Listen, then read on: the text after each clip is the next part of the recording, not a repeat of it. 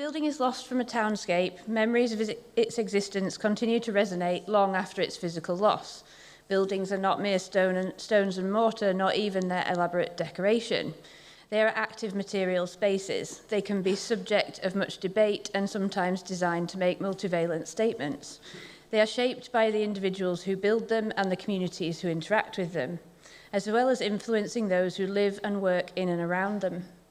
They provide physical spaces for fostering connections and harbouring disputes, and through the cultural associations with and human experience of them, they become meaningful places that can survive in the memory even once the physical has been removed. So the lost place or building at the heart of this talk and the wider project that it's associated with is the Domus Vallis Virtutis, or the House of the Vale or Valley of Virtue, more commonly known in modernity as the Carthusian Priory or Charterhouse near or beside the borough of Perth.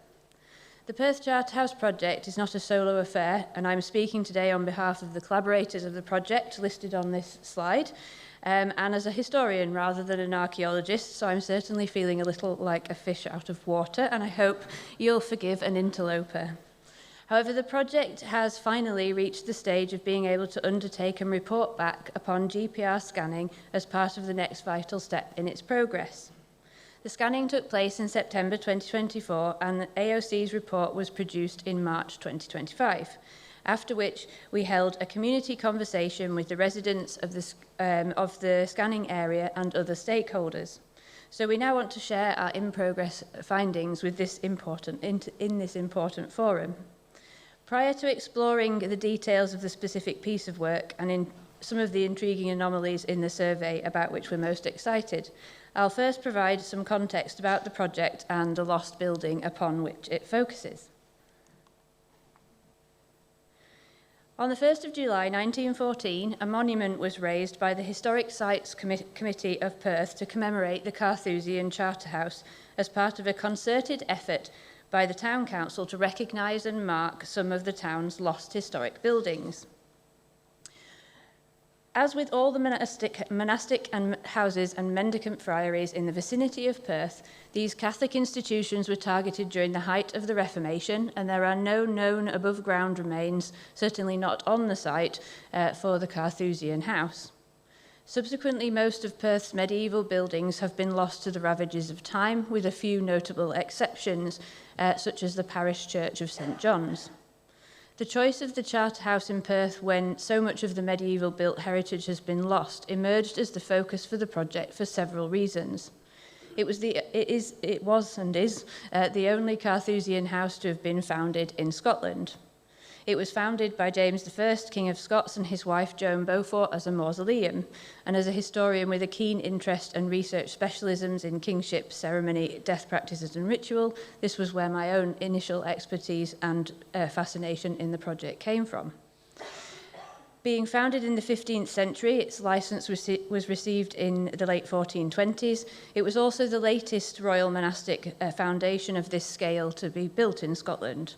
And it was relatively unusually for a Carthusian house, it was also founded by a borough rather than in splendid rural isolation, as was generally, although not exclusively, the preference of the Carthusians.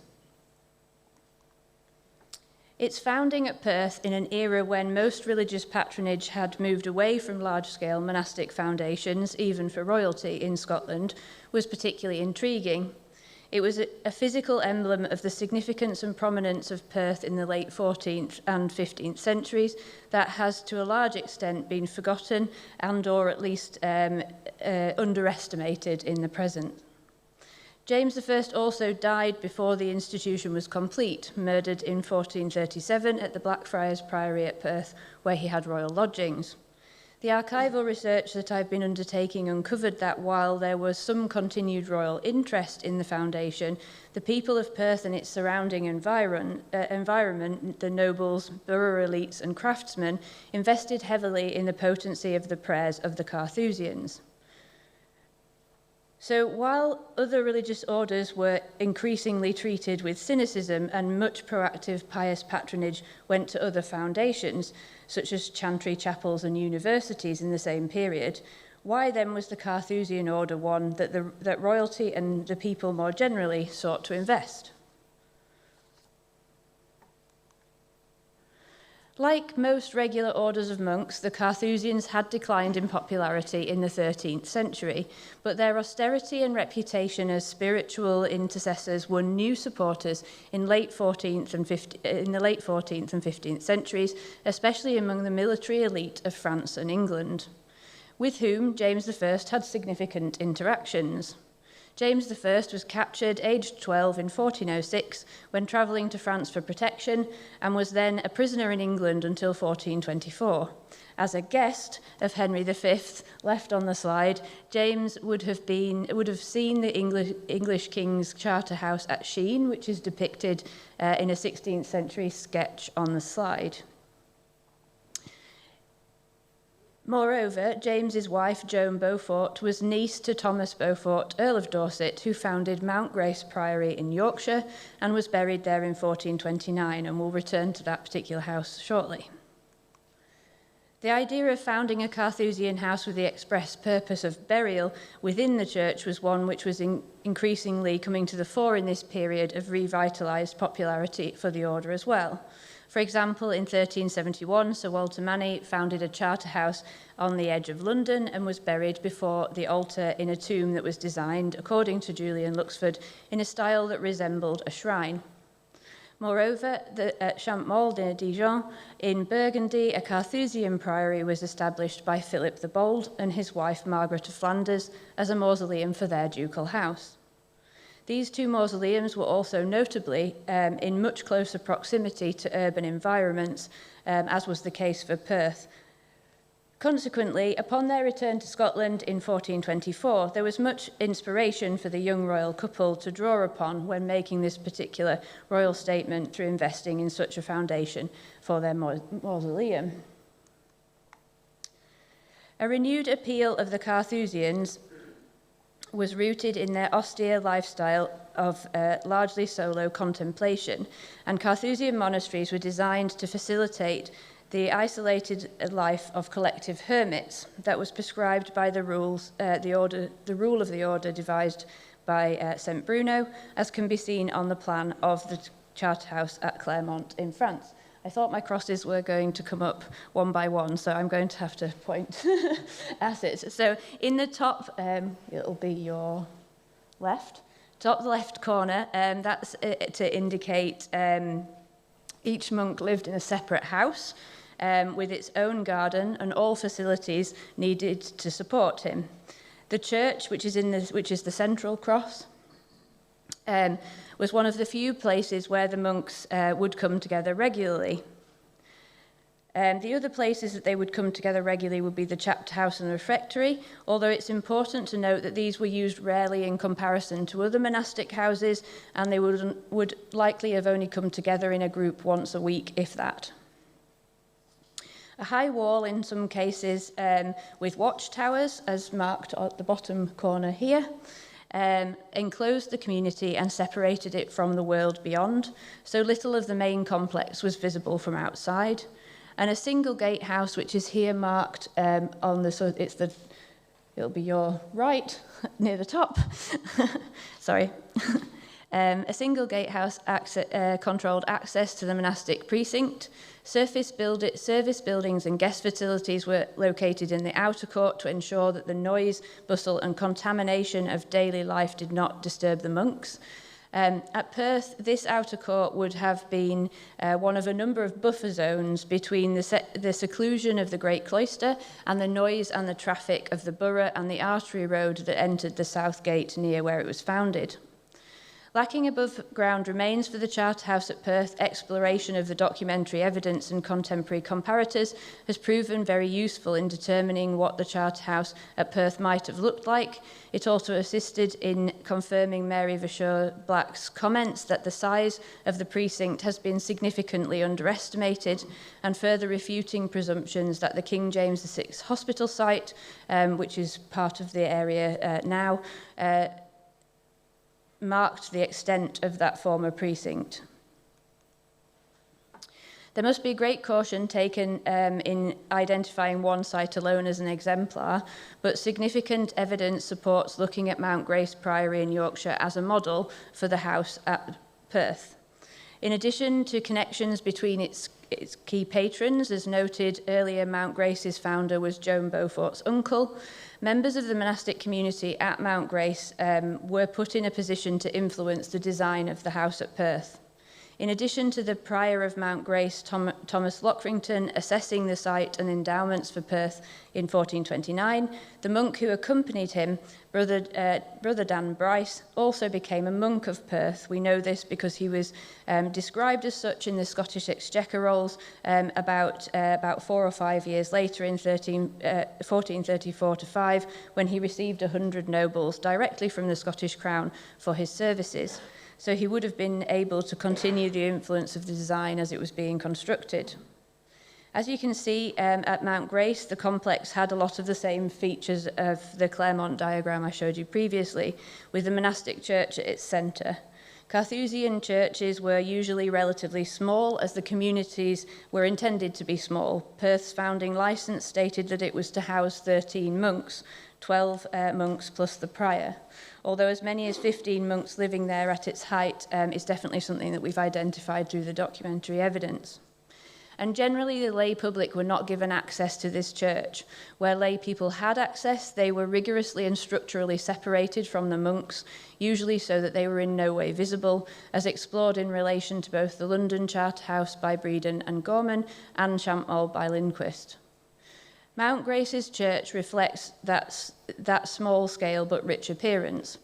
Although John Knox spoke of the particular beauty and richness of the Carthusian church at Perth when criticising it, obviously, it is likely that most people would have seen little more than the roofs rising above the high precinct wall and the gatehouse, unless they had business that brought them into the outer courtyard of the precinct, which is something I've been exploring as to how often people would have had access to that through the ways that charter evidence can illustrate that. As the priory has been was being sold off for building materials within a few years of the Reformation, there is little evidence of its beauty and/or its construction in physical form, particularly as the royal financial materials from the early 15th century are problematic and significant evidence of James's early investments in the building are lacking. However, the selling off or looting of materials has then led to some survivals. For example, on the left of the slide is the portion of a grave slab of Dean William Turnbull, Procurator of the Charterhouse, who is on record in 1503, found reused as a stair lintel at the Tower of Lethendy, which is about 17 kilometres north of Perth. Further salvaged elements included a very richly decorated doorway, which is on the engraving on the right, and this was the doorway that's on your right at the far end of the church, which was captured in an engraving of 1775. It no longer exists on the church, but it's thought to have been added to the kirk to provide access to the congregation of the East Kirk in a subdivision of the medieval parish church after the Reformation. The absence of above-ground remains and limited surviving material evidence meant that the research for the Charterhouse precinct has been challenging. The first steps included the interrogation of the archival record in the James VI Hospital records and the Perth and Kinross archive, for written references to the Charterhouse that may contain clues to its location and its construction. I undertook this research supported by the James VI Hospital managers and Perth and Kinross archive through permission to photograph documents and the Geoffrey Barrow Award for research travel costs. This was primarily in the initial pre-COVID stage of the project. It's been ongoing for some time. Although these collections are both large and quite fragmented, so working through them is taking quite a lot of time and could do with an extra several set of eyes. Richard, Oram and Gavin Lindsay undertook the map regression exercise to identify the historic boundaries and divisions across the broad area where the Charterhouse is thought to have been located and explored, and we've all explored other well-researched Carthusian monastic complexes to bring that into our dialogue. A reorientated overlay of Mount Grace, the Mount Grace's plan was found to be a close fit for the unusually unusual historic boundary shapes noted in the historic Perth maps, which is what's shown on this slide here being overlaid. A search area for non-intrusive geophysical survey was agreed based on best probability of encountering remains of the monastic buildings or robber trenches, and conversations began with Dr Sue Ovenden of AOC Archaeology, who advised on GPR as the most appropriate technique to apply to the investigation. With funding secured, including a very generous £3,000 grant from the Strathmartin Trust, we decided to focus on the areas within A at the top and in Area B in the middle. With the funds we had available, we prioritised those properties in the King Street side of Area B, which is the central road, rather than to the east on James's Street in the first phase, as it gave some of the most sizable connected spaces for the GPR. The next stage involved getting support from the relevant homeowners, property managers, business and charity owners, and local authority road network and parking teams. And this work was undertaken by Gavin Lindsay as our community liaison, for which we also secured funding. There was incredible enthusiasm, interest and cooperation from the community, with only one non-resident property owner withholding their permission to survey, and hopefully, it's worked on this one. This was the area that we weren't able to scan. The other area that we weren't able to scan is up here. So this is a garage on its forecourt, and they had agreed for us to scan inside the garage until they informed us that it was reinforced concrete, so we couldn't scan in the garage. While I certainly don't need to explain the process of GPR to this room, and I would feel very out of place doing so, one thing that is important to comment on is the fact that the AOC team were faced with some considerable challenges, as they required areas no smaller than 5 metres long by 2 metres wide to be clear of obstacles to allow the GPR equipment on its wheeled cart to be pushed along in straight, evenly spaced lines. This may sound straightforward, but in a busy, built-up area, this was no mean feat. The GPR survey covered a relatively small physical area of approximately 1,000 square metres, but this was dispersed across a densely built-up urban area of about 100 metres wide by about 250 metres long. Moreover, this urban environment also meant that the garden survey transects all had to be manually located with the tape offset method, as the density of the buildings prevented accurate GPS location. Unlike a single survey across an open area, the surface ground levels also fluctuated across the variable surfaces, which included pavements and roads and gardens and people's rockeries and patios and all sorts of other things. So this space consisted of a challenging network of a patchwork of 27 individual survey areas, which varied in shape, size, ground surface, and in reflecting on this process, those involved realised that the GPR survey of this patchwork nature hadn't been attempted before in Perth, possibly not in Scotland, and probably not even in the UK, making it the survey a particularly interesting one beyond the scope of the discoveries in relation to the Charterhouse for the archaeologists involved. But the data also then presented a formidable challenge, both in terms of assembling it into a meaningful visual composite of results and also interpreting what that data means. Ultimately, it remains unclear what many of the anomalies relate to, whether they're natural or human-made, and if they are traces of human activity, then whether they were modern or historic, and when in history they may date from. However, of particular interest are a series of parallel linear trends and zones of high amplitude near the junction of King Street and Victoria Street, which are labelled on here as Group A1, so down at the bottom of the image. They occur at considerable depth, beginning around 1.5 metres and continuing beyond 2 metres, and they don't align with the current street plan established since the 19th century, or any post-medieval features or boundaries recorded on earlier maps of Perth. Linear trends on the same alignment and approximate depth were also picked up further up King Street near the junction with Charterhouse Lane. These are marked as A2. and an interesting 90-degree turn on a trend, on the same trend halfway up Albert Place, beginning at 1 metre depth and going lower, is marked as B on the slide, so these all seem to correlate to one another. Given their alignment and depth, it's possible that these trends represent surviving traces of the Charterhouse, but if it is the case, exactly which specific buildings, ranges or other elements of the complex they relate to remains unclear.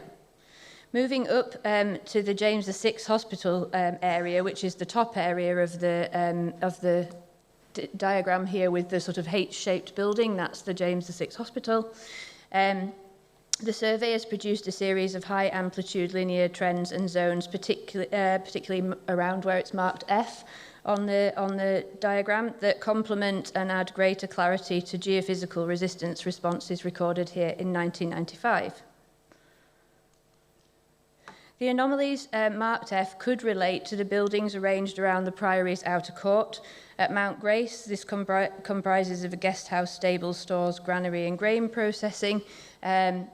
And it's also where the single point of entry would have been through a gatehouse, as depicted at the Grand Chartreuse. This is the single gatehouse there. At Perth, we don't know exactly where the gate was located. It could have faced towards the Old South Road, which followed the line of the present hospital. But the documentary evidence offers some hints that it may have been on the west side of the precinct facing away from the town in the areas less accessible in the initial scanning. The nature of the responses at depths of close to 1 metre and shallower than the anomalies lower down the site suggest these responses in the hospital grounds could also relate to the post-Reformation town hospital buildings that preceded the current 18th century King James VI hospital buildings or associated drainage, as we were really interested in the use and reuse of the site from the destruction of the Charterhouse onwards, as much as the Charterhouse itself. Evidence for these buildings would be just as interesting. The GPR survey has also identified other linear features that might relate to water delivery around the outer and inner courts, such as around C1 and C2 on the diagram. And because we know that other comparative Carthusian houses had complex water systems for the provision of clean running water to all of the individual cells. Another interesting anomaly which does not sit in alignment with any other or the later street plan is that of the meeting at the meeting of King Street and Charterhouse Lane, which is marked E on the diagram. Richard Oram identified a possible correlating structure from the 18th century when looking at Lewis Pettit's 1715-16 map of the hastily raised Jacobite fortifications around the borough. Number 1 on the map marks the site of the original King James VI Hospital on the Old South Road, which interestingly sits on the corner noted as a possible location for a gatehouse, while number 2 marks the line of the southwest sector of the Jacobite defences, extending from the Triple Bastion, covering the Edinburgh and Stirling gates. That could potentially be what we're seeing on point E on the scan. These are only very tentative suggestions for obvious reasons at this stage, and there is much work left still to be done. In recognition of the large number of community partners who have contributed to the project so far, most notably in permitting access to undertake the GPR scanning across the project, across the grounds of their private properties. We held a community conversation event in late March at the Tayside Christian Fellowship Garden Room, which is on the site and was one of the organisations who permitted the scans, and they also offered the hall kindly free of charge for the event.